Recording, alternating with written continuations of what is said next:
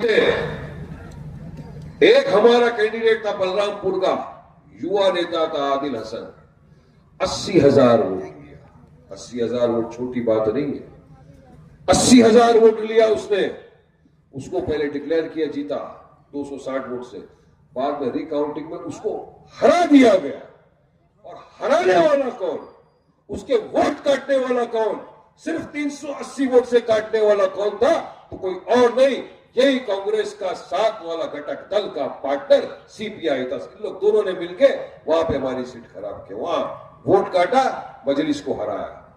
दूसरी जगह पर भी 80,000 के करीब हमने वोट लिया, 6,000 वोटों से हमारे उम्मीदवार को हराया, बीजेपी को जिताया।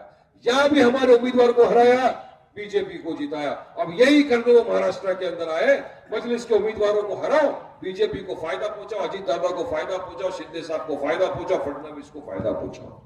ये आपके सामने हकीकत बात है। ये कोई कहानी नहीं है, कोई पिक्चर की स्टोरी नहीं है। रियल स्टोरी जो 15 दिन पहले हुई है पूरे भारत के अंदर, मैंने आपके सामने लाकर रख दिया कि असली वोट कटवा कौन है। और अब इनकी नीयत में आ गया है कि सेम फॉर्मूला उनको आजमाना है यहां पे लाकर, क्योंकि उन्होंने देख लिया अगर मुसलमान को कोई हरा सकता है तो वो सिर्फ मुसलमान ही हरा सकता है। औरंगाबाद में भी इन्होंने ये किया।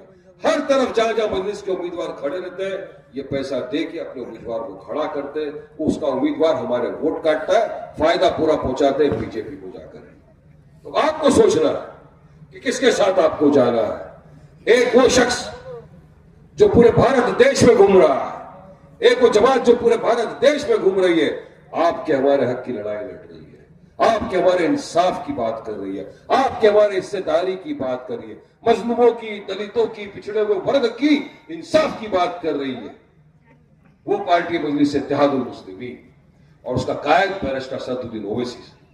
आज आप तमाम ने देखा कि देश के हालात बद से बदतर होते जा रहे हैं। जब से बीजेपी सरकार आई है, इनको हमारी तमाम चीजों से नफरत, हमारी बहन के हिजाब से नफरत, खाने पीने से नफरत, पहनने ओढ़ने से नफरत, मस्जिदों से नफरत, मदारिसों से नफरत, हमारी खानकाहों से नफरत, हर चीज से बीजेपी का बस एक ही काम था, नफरत नफरत नफरत फैलाओ। इस काम के लिए बीजेपी ने नफरती चिंटू को छोड़ दिया अपने के, जाओ आए दिन नफरत फैलाओ। क्योंकि अगर आप बीजेपी को सवाल करोगे विकास पे, उनके पास जवाब नहीं है।